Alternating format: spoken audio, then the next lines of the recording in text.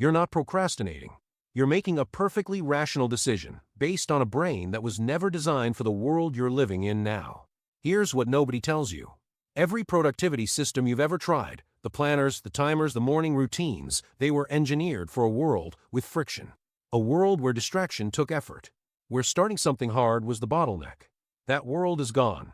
The bottleneck now isn't starting. It's the fact that your decision-making architecture hasn't been updated since you were handed a Nokia and told to figure it out. What worked in 1990 was willpower as infrastructure. In 2050, willpower as infrastructure is a death sentence. Picture this. It's 2047. Two people wake up in the same city. One of them spent the last 2 decades fighting themselves every morning, grinding, white-knuckling through focus, burning out, rebuilding, burning out again. They're exhausted in a way sleep doesn't fix. The other one, they stopped fighting themselves in 2025. Not because they found motivation, because they stopped needing it. By 2047, they don't decide to work on hard things. Hard things just happen first. The gap between these two people is not talent, is not discipline, is one architectural decision made 22 years earlier. Here's the mechanism. Psychologists call it future self-continuity, your brain's ability to feel that the person you'll be in 10 years is actually you, and not a stranger you're being asked to sacrifice for. Studies using brain imaging showed something that should disturb you. When most people imagine their future self, the neural pattern looks identical to imagining a stranger. You are literally robbing someone you don't know to pay for comfort right now. But here's the physical analogy that makes this real. Imagine you receive a letter every week from a person who lives in your house, sleeps in your bed, carries your name, but you have never met them. You keep throwing the letters away.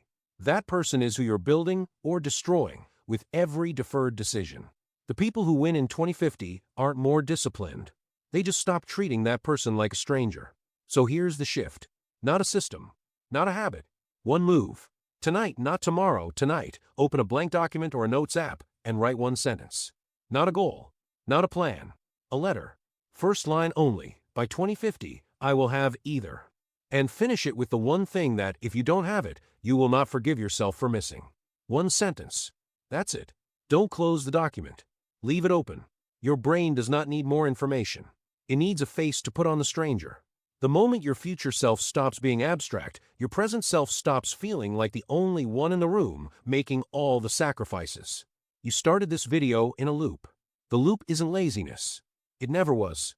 It's a case of mistaken identity. You've been optimizing for comfort on behalf of someone you didn't recognize.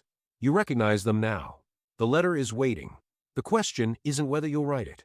The question is whether the version of you that exists in 2050 will look back at this exact moment and feel saved, or wonder why you kept scrolling.